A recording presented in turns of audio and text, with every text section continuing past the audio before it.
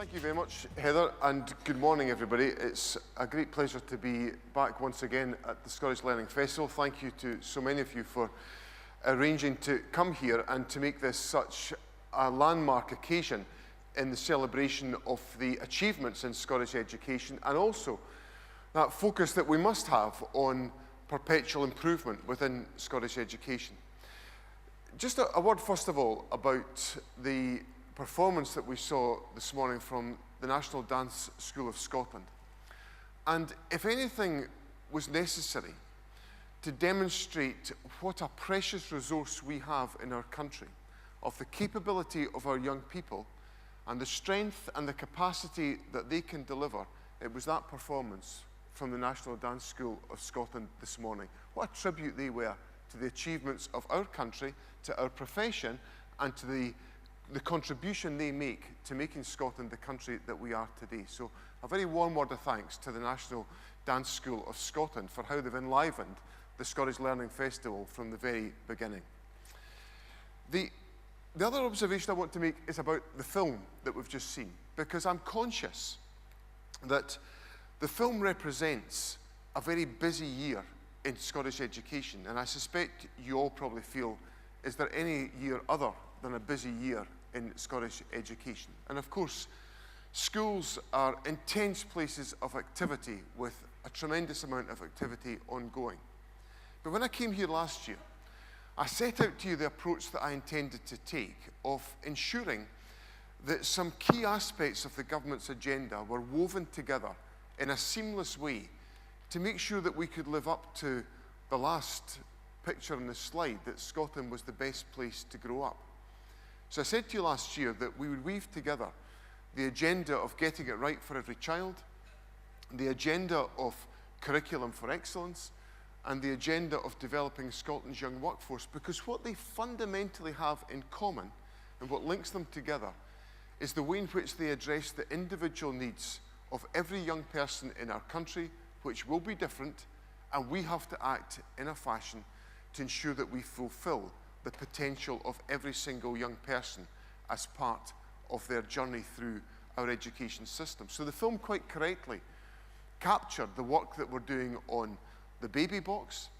which for me is one of those central commitments of government to say to every newborn child in our country, regardless of their circumstances, here is something from our country to get you started in your life, regardless of where you have come from, to make sure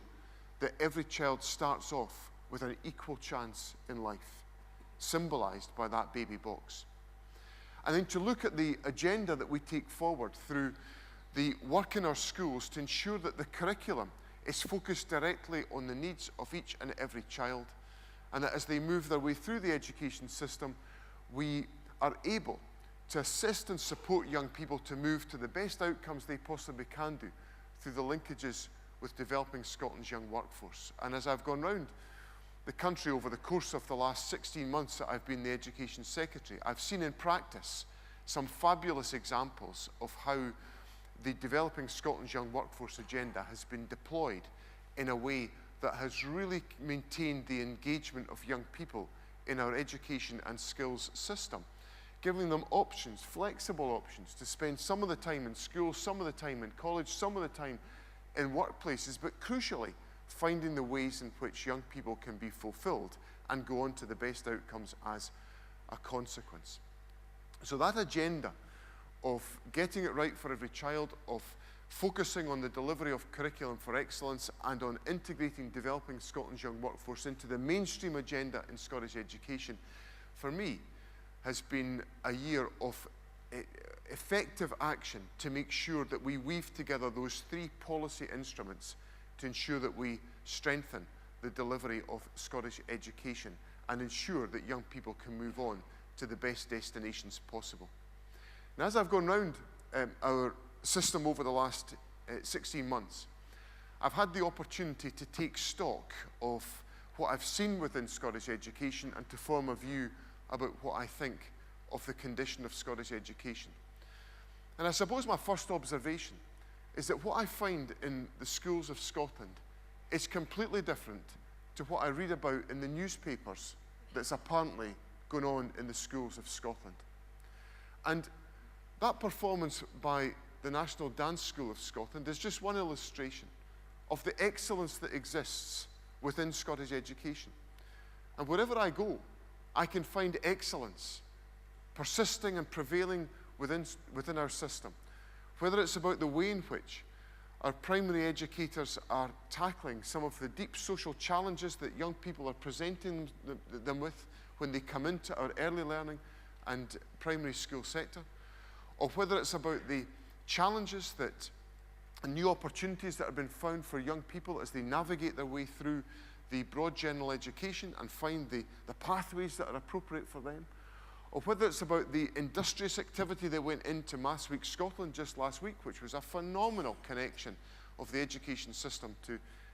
to encouraging young people to acquire a love of maths and to encourage their participation in the STEM subjects. Wherever I go in Scotland,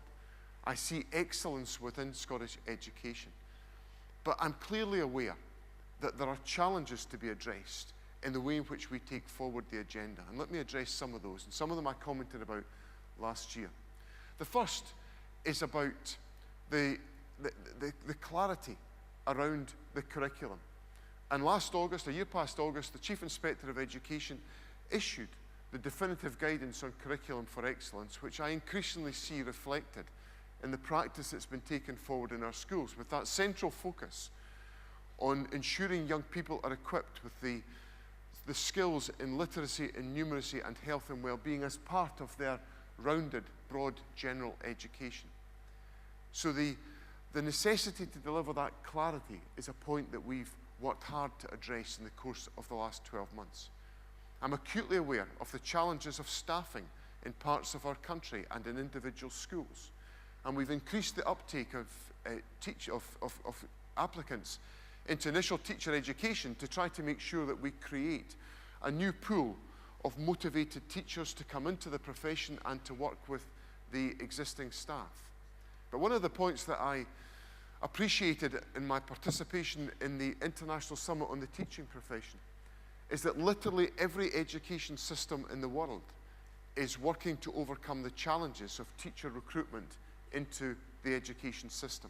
So we have to work extremely hard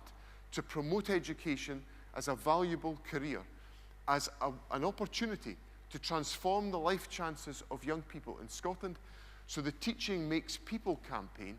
which the government has launched and has been taken forward over the course of the last 9 months or so, is about trying to excite more and more people to think of the contribution that they can make to education to transform the lives of young people in Scotland and what could be a more noble opportunity than to do exactly that. I'm struck as I go around the schools of Scotland about the challenges that exist around the workload that teachers are wrestling with. And the guidance that was issued a year past August, in all the words that we put out to the system, had one crucial line in it, which was given to, it wasn't my words, I quoted a teacher that had put these words to me. A teacher put them to me saying that in amongst all the congestion of the working life of teachers, the judgment that she had arrived at, that she wouldn't do anything unless it contributed positively to the learner's journey. Don't do anything unless it contributes positively to the learner's journey. And what that is symptomatic of, in my view, is an attitude of mind which is about teachers taking more and more control and exercising control positively of the way in which they take forward their role within education, of deciding on behalf of the young people and in partnership with the young people that they are educating, what are the important things to do, what are the important things to concentrate on, and then not to concentrate on the things that are obstacles or get in the way of that essential focus on what makes for success in the learner's journey. So I hope from that message that was issued a year past August, that the message of empowerment has reached the teaching profession in a way to say that I want you to make those choices about the learner's journey in concert with learners and with parents and within your communities to take much more of the decisions about the way in which education should be taken forward on behalf of young people within Scotland. And that essentially gets us to one of the critical issues that will determine the prospects of Scottish education in the years to come. And that's the level of empowerment that exists within the teaching profession. Because for me, the reforms of Curriculum for Excellence were all about empowering the teaching profession. Our curriculum prior to CFE was a top-down curriculum. It was prescribed. The teaching profession were essentially told, this is what you have got to teach. But the thoughtful people that considered what was the right curriculum for Scotland, and this all predates my involvement in education, so I can speak with appreciation and in a complimentary way about my predecessors in both my own government and in the previous government about these points. They considered what was the most appropriate curriculum for young people to be participants within, and judged that a prescriptive curriculum that does not adapt and change to the ever-changing circumstances in which young people are having to live was not a curriculum that would suit young people well. So the choices that were made in Scotland were about moving to Curriculum for Excellence, which is designed to reflect, to equip young people with the essential foundations and skills that they require to ensure they have a good, strong, solid, reliable education that gives them the foundations in literacy and numeracy and health and well-being, but gives them also the flexibility and the adaptability to adapt to an ever-changing world. Now, the thinking about Curriculum for Excellence went on in the latter part of the 1990s and the early part of the 21st century. And the conclusions were arrived at in the first decade of the 21st century. And the people that thought about these issues believed that the world was going to be changing fast, and we had to have a curriculum that could adapt for young people to address those circumstances. But did any of us ever really believe that the world would be changing as fast as we are seeing the world change in front of our eyes today? So as we look at that pace of change in our society, what it says to me is that the judgments that were arrived at around Curriculum for Excellence were the right judgments to, yes, equip young people with the foundations of a good, strong, solid education, but also equip them with the capacities and the capabilities to be able to adapt to the changing world around about us, and the world that is changing at such a fast and aggressive pace in all of our lives. Now, the challenge of Curriculum for Excellence, of course, is that the easy thing to do is just to issue tablets of stone and say, that is the curriculum, deliver it. The harder thing is to provide the necessary guidance and support to make sure that you are equipped and empowered to deliver the education that young people need in every one of our 2,500 schools around the country. So the prize that we must focus on in the work that we put in place to support the teaching profession around the country is to make sure that you have access to the type of improvement, support, and the type of assistance that will allow you to acquire the skills and develop the educational provision that will make a profound difference to the lives of young people in Scotland. And that's what the education reform agenda is all about. It's about putting more control into the schools of our country so that more flexibility can be deployed within schools to decide on how best we can meet the needs of individual learners, which will be various right across our country, from our inner city communities to our smallest schools in the periphery of our wonderful geography. We must ensure that each school is empowered to take the decisions that are relevant to the lives of every young person in Scotland. We have to make sure that the improvement resources are available to assist teachers in our schools to develop that professional capability to be able to deliver that education, which is what the encouragement of collaboration between local authorities through the regional improvement collaboratives is all about, so that you have one place to go to, which will be a partnership between Education Scotland and our local authorities to make sure you can access authoritative and effective support to assist you in delivering quality education across Scotland. and to make sure that we've also got in place the professional leadership and training and development resources that can allow teachers to develop their own professional capability in a number of exciting and inspiring ways. And the work that will be undertaken through the professional development channels that we identified at the International Summit on the Teaching Profession in partnership with our trade unions will be vital in making sure that we deliver to teachers in this country the type of investment in learning and professional development that is required. Because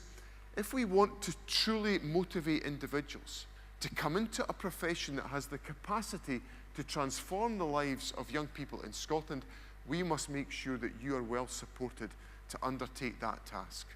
So working in the schools of our country with strong improvement resources assisting in those efforts are part of the reform agenda to make sure that you've got the support that you can rely upon to deliver that world-class education for young people in Scotland. I'm also very keen, as we set out in the governance review in June, to make sure that we've got other routes and channels through which teachers can progress through the profession, which enable teachers to find professional fulfillment and progression within our education system in ways other than just the ones that are available today through the administrative leadership of education at local level. So I want to make sure that we learn lessons from around the world, and particularly from some of the lessons that can be learnt in some of the countries like Singapore or in Canada, where there are much broader progression routes available for teachers to develop their specialisms, to develop their professional capability, and for that to be a resource that's available to all of us within education. So we'll be working with the teaching professional associations to make sure that we develop the right routes that enhance those professional learning opportunities for teachers. And at the heart of all of this agenda must be a focus on developing and enhancing leadership within education to make sure that an empowered teaching profession around the country is able to deploy in every classroom in our country something that is absolutely vital to the success of our education system, and that is leadership of learning in every classroom in our country. I don't want teachers in our country to be leading bureaucrats in our system. I want them to be leaders of learning in every one of our classrooms in Scotland, because only through effective leadership in our classrooms will we be able to deliver on our ambitions for Scottish education. And what are those ambitions for Scottish education? Well, as the Chief Inspector of Education said a moment ago, one of the things that I think is a precious asset that we have today, and I see it wherever I go in Scotland, is a system-wide clarity about what is the purpose of Scottish education. And the purpose of Scottish education is to deliver excellence and equity for every young person in our country. Excellence by constantly focus on improving performance within education and ensuring that we are continually learning and providing the support that can enhance the provision of education to young people in Scotland. But equity by our national mission to close the poverty-related attainment gap that has bedeviled this country for all of my life. And I want to thank the profession for the energy that has been deployed right around the country to tackling that poverty-related attainment gap, and for reflecting that ambition directly where it matters within the delivery of education within individual schools in our country. Because the objective of Scottish education is to make sure that every young person is able to achieve fulfilment as a consequence of their journey through our education system, and we are not yet at the position that we can deliver that because of the poverty-related attainment gap. And as I've gone around the country, I've seen schools using the resources that we are directly feeding into individual schools as part of our agenda of empowerment, £120 million through pupil equity funding directly into the control of individual schools for you to design what you think will be the mechanisms and the measures that will make a profound difference on closing that poverty-related attainment gap in Scottish education. And I've been thrilled to see how our educators have taken that opportunity, that flexibility, that opportunity to shape the proposition you can take forward for young people in your own communities, and to directly address that by a variety of different interventions. Whether it was the fabulous work I saw in Pathhead Primary School in Kirkcaldy, where a nurture environment between teachers and vulnerable pupils and their families was creating a much greater focus on literacy and numeracy and addressing the needs of parents and children at the same time, and creating some of those bonds between schools and parents and carers that are essential as a foundation of education. Or whether it was the work that I've seen in different schools around the country where speech therapists have been brought into the classroom to enable young people to be able to be assisted in overcoming some of their language challenges, and at a very early stage tackle that poverty-related attainment gap, which can become a much greater obstacle in the years to come. Or whether it's been the work that secondary schools have undertaken. I saw fabulous examples of it at Bannerman High School when I was in there just over the summer, of links between Glasgow College and the school to provide pathways into learning that are meeting the needs of young people that might not have been well served by a purely academic route through our schools. So that flexibility that is being deployed in our schools as a consequence of the exercise of pupil equity funding is a precious resource, and I thank you for the way in which you have risen to the challenge of exercising that responsibility. Because what it is about making sure we use those resources as effectively as we possibly can do to overcome the challenges and the obstacles that young people face, and overcome the impediments to their learning that can be part of that process. An important foundation of that journey is the focus that we have on encouraging and supporting the well-being of young people, which is why health and well-being is right at the heart of Curriculum for Excellence and the guidance from the Chief Inspector of Education. And we had a vivid reminder on the radio this morning of the significance of that, with some of the research that's been published today about the levels to which particularly teenage girls, but also teenage boys, are wrestling with challenges about their mental health and about their mental well-being. And this is reflected in much of the government's agenda around strengthening mental health support and in strengthening the assistance that's put in place to ensure we have a nurturing environment for young people. Because without that, young people will not be able to learn effectively unless their well-being is properly and effectively supported. So our education system has a critical role to play, but not an exclusive role to play, because other organisations will be part of providing that essential support to well-being to ensure that young people are actually in a position to learn effectively when they're part of the education system. So at the core of the work that we take forward, we must have that understanding and appreciation of how we can support and nurture the well-being of young people within Scotland. Now, all of that is essential to ensuring that we succeed in our challenge of delivering excellence and equity and fulfilment for young people, because as a country, we need our education system to be successful in delivering that impact for young people. Now, a frequent characteristic of speeches by ministers to big events around the country is ministers make new policy announcements. You might have noticed that I've not made any new policy announcements today, and I'm not going to. And the reason for that is simple, because what I set out to you last year was the consistent direction of travel that we are going to take for the whole of this parliamentary term, with no deviation,